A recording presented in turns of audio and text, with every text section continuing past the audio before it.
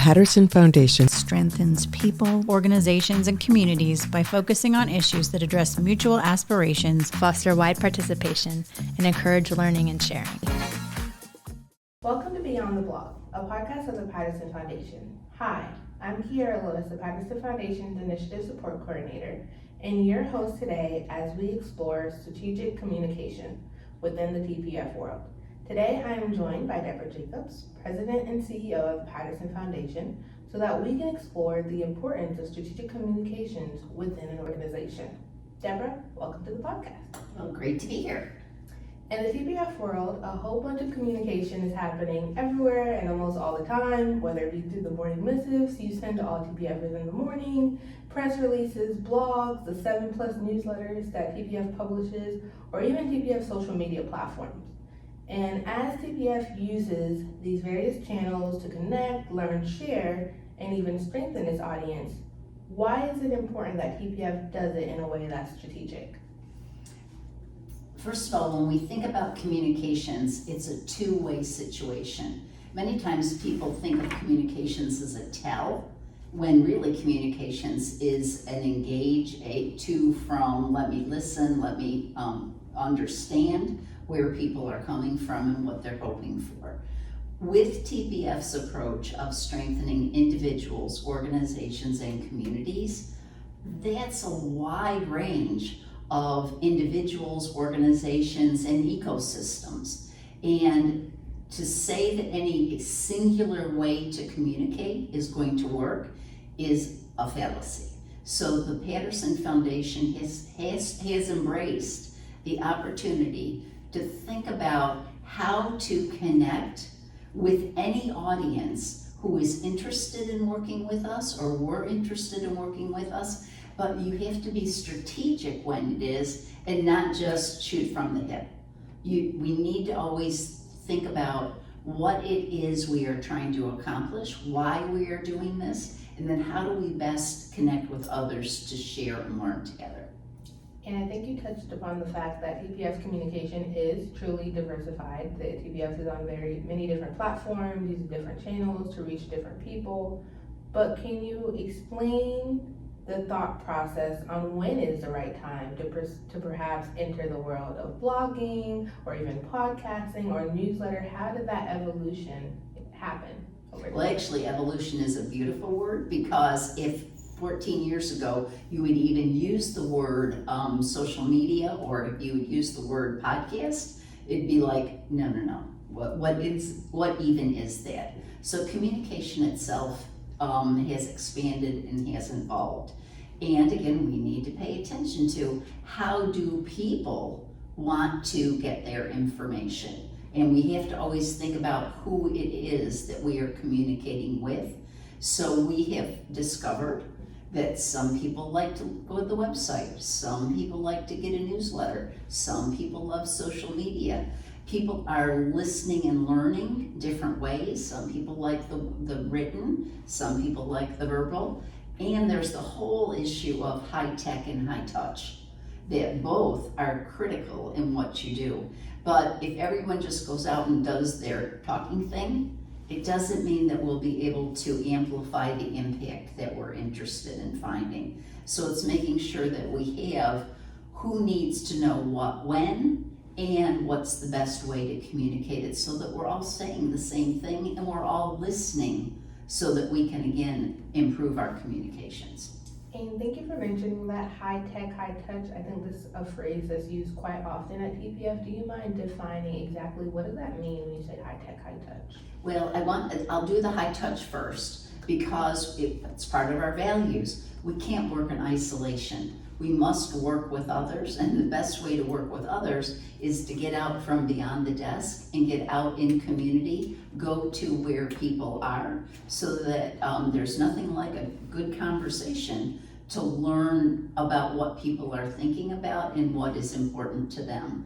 We often talk about TPF works in ways that foster wide participation around shared aspirations. Well, we can't figure out what those shared aspirations are if we're not out in community listening and working together. So while TPF really embraces multiple communications channels that are tech, we would not be impactful if we were not making those one-on-one connections. We talk about building connective tissue, and that is making sure that we're building trust with others. And I'm going to detour a little bit here because I do think one of the phrases we use about change happens at the speed of trust. You only build trust when you build relationships. And can you build a relationship through a newsletter? Can you build a relationship through a podcast? It's a tell, it's not an engage. And that's where this high touch is so very important, that we're out there listening to what people care about. Thank you for sharing that definition. We are also going to take a little bit of a detour, still same on the topic, because when you were on a guest on episode 24 of Michael Corley's I-501C podcast, we're also talking about the topic of strategic communication, but you also mentioned that it starts with the CEO setting the culture, the pace, and the behaviors of an organization.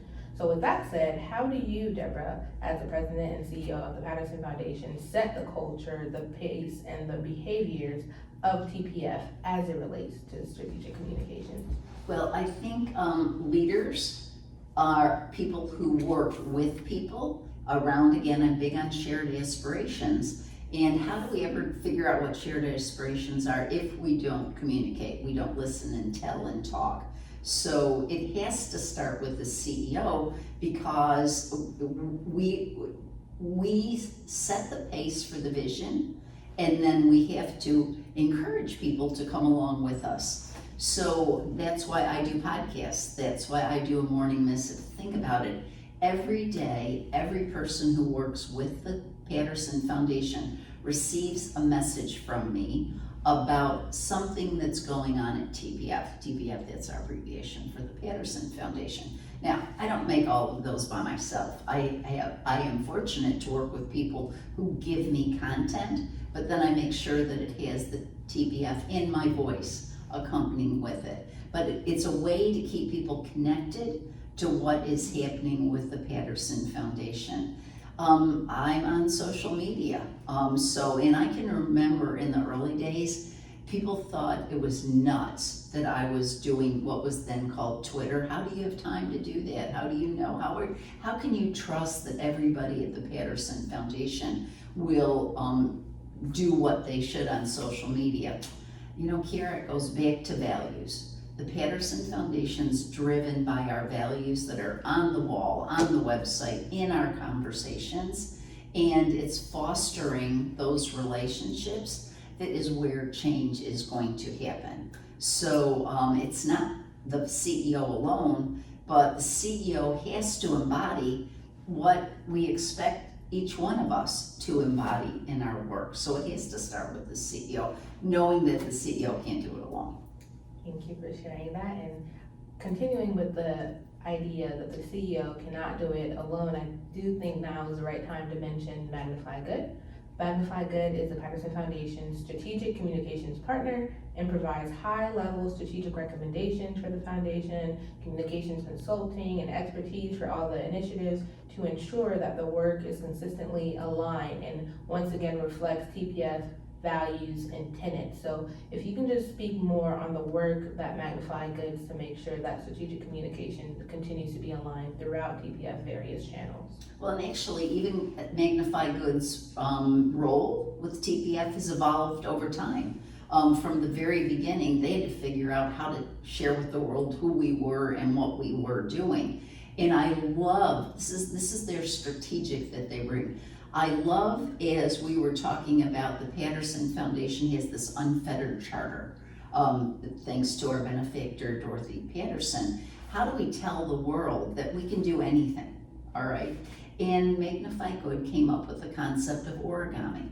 And if you think about origami, it starts with a single piece of paper, but it's the precision on how you fold that paper to create a bird, or to create a heart, or to create a nest of whatever. So it's a beautiful way to say the Patterson Foundation, Dorothy Patterson gave us flexibility, opportunity, and most importantly, responsibility to do good and do it well.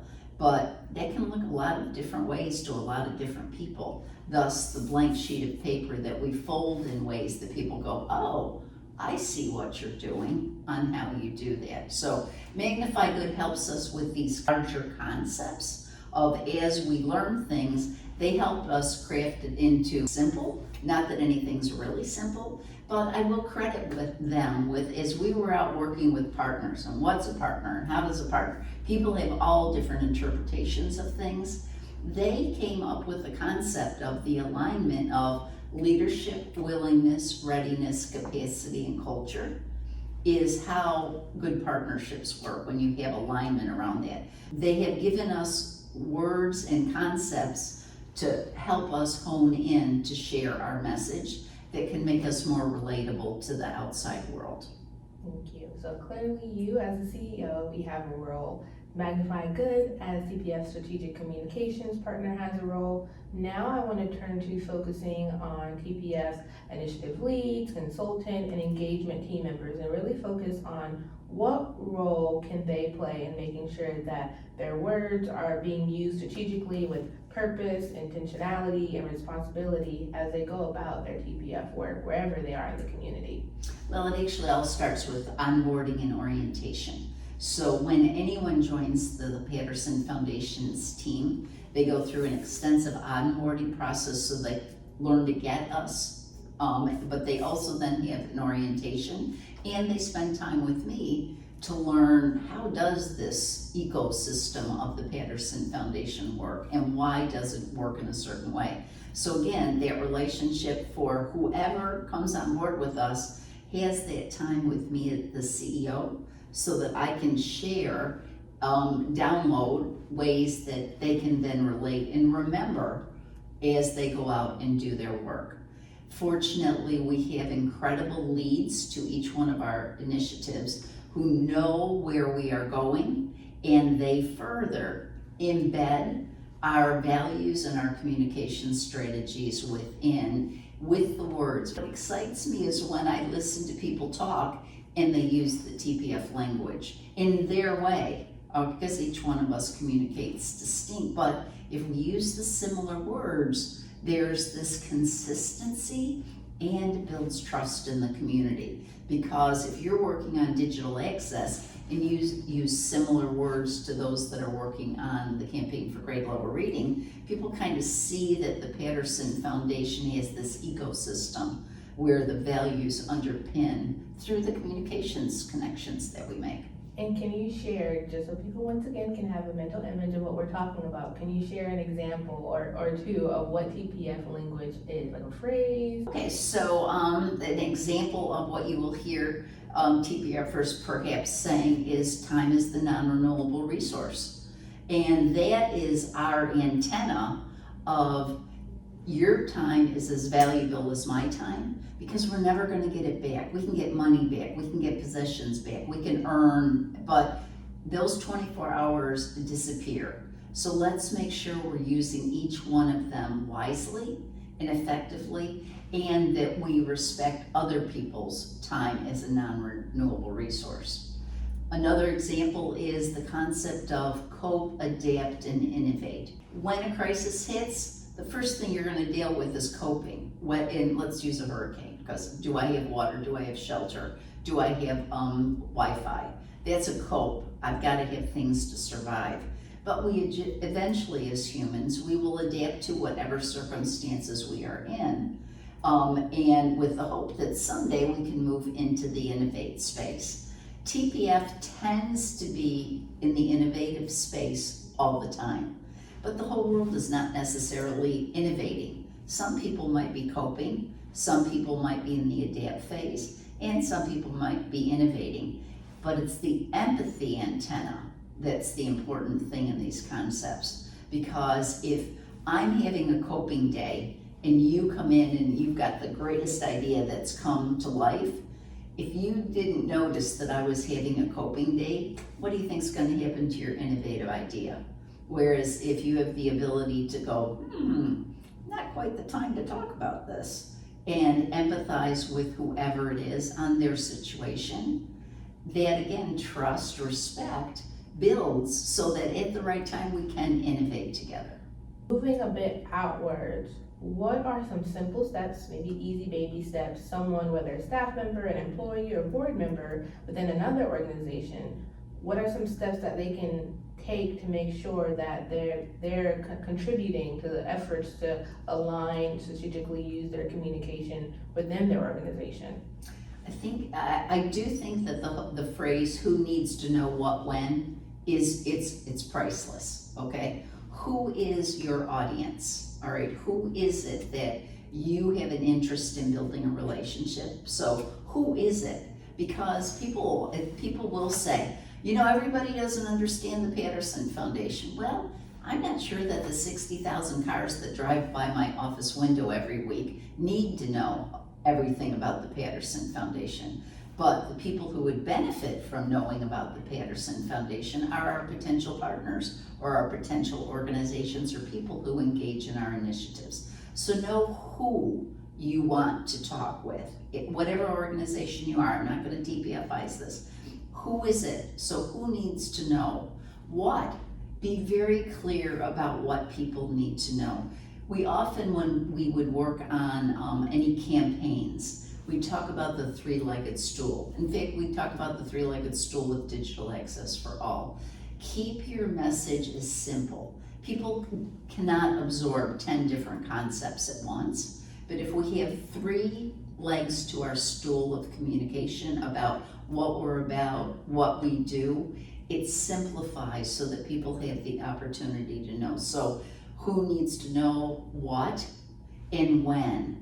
And it's timing, because not everybody needs to know everything at the same time, but perhaps you want to always make sure your board knows what's going on. So their when is earlier than the public's when. Your staff needs to know what is happening before the public. All right, so it's the who needs to know the timing of things as you are thinking about carrying your mission forward. So who needs to know what, when, and then how. All right, again, some people will love an email. Some people will like a newsletter. Some people want to listen to a podcast while they're exercising. Some people want to have a reference point that they can go to, and that's why you have a website. Why do people have websites? I'm not sure that we've got commonality on that, but we look at a website as a library. It's a place you put your stuff. Doesn't mean anyone's ever going to go to your website. So you need to be thinking about, how can I get someone over to the website and check out one of my volumes of work or my blogs or whatever. That's the power of social media. That's the power of newsletters. When we say to learn more, click here, and it'll take you into the website, which is the font of it's the history, it's the now that's going on. So one does not need a ton of money to do strategic communications. What one needs to have is shared messaging and who are we trying to connect with, and how are we making sure our communications is a loop of listening as well as telling. Thank you for highlighting that. So it seems like a lot of strategic communications is really thinking through a lot of questions before you even start to communicate, to make sure that you are being intentional with what you are saying once you are ready to say it. Mm-hmm. So as we wrap up our conversation today, Debra, is there anything else you would like to say or highlight? I would hope that anyone who's listening to this podcast can get excited about communications. People tend to get excited about the work, which of course is critically important, but the communications is what will make that work sparkle and shine. So always thinking about many organizations, I switched a little bit there, many organizations, the communications department is over there and the program department is over here. And how cool it would be if we would bring them closer together. So communications is not a press release. That's one element. So the sooner we bring the communications team into knowing what's going on and what we're trying to accomplish, the stronger the program work will be. So it's not an extra. It should be embedded and woven in any work of any organization. Debra, thank you so much for joining me today and sharing the purpose, intentionality, and responsibility behind PPF's strategic communications.